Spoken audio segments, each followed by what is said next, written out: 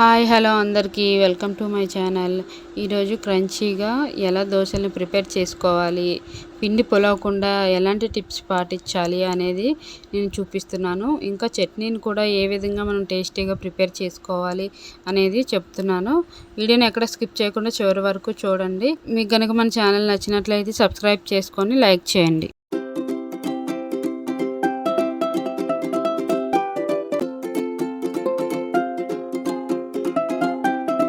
Welcome back to our channel అమ్మ videos 8888.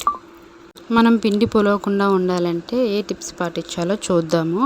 మనం పిండి రుబ్బుకున్న తర్వాత ప్లాస్టిక్ డబ్బాలో కానీ లేదు అంటే స్టీల్ గిన్నెలో కానీ వేసుకోవాలి. అల్యూమినియం గిన్నెలో అసలు వేయకూడదు. అలా వేసినట్లయితే పిండి బాగా ఎక్కువగా పులిసిపోతుంది. అలా అస్సలు చేయకండి. మనము అట్టు ఎప్పుడైతే వేసుకుంటామో అట్లు ఎప్పుడు వేసుకోవాలనుకుంటామో అప్పుడు మాత్రమే గిన్నె బయట పెట్టుకొని అందులో సాల్ట్ కలుపుకొని వేసుకోండి. మనకి ఎక్కువగా పిండి అనేది పొలవకుండా ఉంటుంది. ఈ టిప్ మాత్రం మర్చిపోకుండా పాటించండి. మనం పిండిలో వాటర్ ఎక్కువగా ముందు కలిపేస్తూ ఉంటాం. అట్టు పిండిలో పల్చగా చేసేస్తాం. అలా చేయకుండా మనం అట్టు పిండిలో కొంచెం వాటర్ అనేది తక్కువగా వేసుకొని చిక్కగా ఉన్నట్లయితే మనకు పెనం మీద అట్టు అనేది రౌండ్గా వస్తుంది.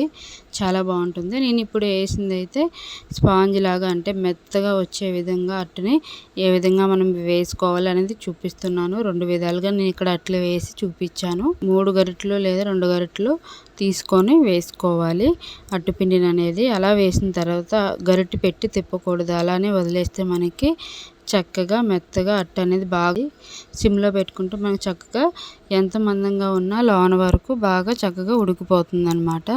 ఈ విధంగా ఈ మెత్తటి అట్లు తినేవాళ్ళు కూడా ఉంటారు కదా. మనము అట్టు మీద 1 స్పూన్ వరకు మొత్తం ఆయిల్ అనేది వేసుకుంటే చాలా చాలా బాగుంటుంది టేస్ట్. హోల్స్ లాగా పడినాయి కదా, వాటిలో ఆయిల్ వెళ్ళే విధంగా ఆయిల్ అనేది వేసుకుంటే మనకి చక్కగా చాలా చాలా టేస్టీగా వస్తాయి.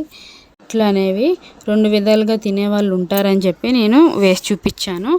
ఈ పెనం యూస్ చేసి 5 ఇయర్స్ అవుతుందండి. 5వ సంవత్సరం వచ్చేసింది. 4 ఇయర్స్ కంప్లీట్గా అయ్యి అట్లు సరిగ్గా రావట్లేదు. అందుకనే ఉల్లిపాయ తొడిని తీసుకొని చక్కగా ఫస్ట్ అట్టు మనం మొదట అట్టు ఎప్పుడైతే వేస్తామో అప్పుడు వేసే ముందు ఇలాగ తొడిని తీసుకొని చక్కగా చుట్టూ 2 రౌండ్స్ వచ్చే విధంగా మొత్తంగా బాగా రుద్దుకుంటే మనకు అట్టు అనేది చివరి వరకు మనం ఎన్ని అట్లు వేసినా కూడా చక్కగా అట్లు అనేది బాగా వస్తాయి. ఒక గరిటెతో తీసుకొని పిండి అనేది ఒక గరిటె వేసుకుంటే చక్కగా మధ్యలో పెట్టి చుట్టూ తిప్పుతూ అలా రౌండ్ షేప్గా తిప్పుతూ ఉంటే మనకి రౌండ్ షేప్ అనేది కరెక్ట్గా వచ్చేస్తుంది. మనం అట్టు రెడ్ కలర్లో వచ్చి క్రంచీగా అవ్వాలంటే మనము బియ్యం నానబెట్టేటప్పుడు ఒక పిడికెడు శనగపప్పు ఇంకా 1 స్పూన్ వరకు మెంతులు అనేది వేసుకొని నానబెట్టుకుంటే చాలా చాలా రెడ్ కలర్లో వస్తుంది.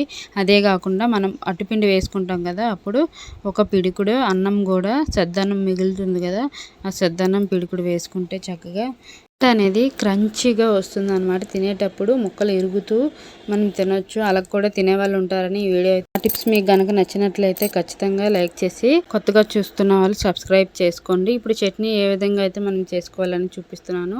ముందుగా 2 పిడికిళ్ళు పుట్నాలు అయితే వేసుకున్నాను నేను, చట్నీ ఎక్కువ ఒదుగవ్వాలని చెప్పేసి.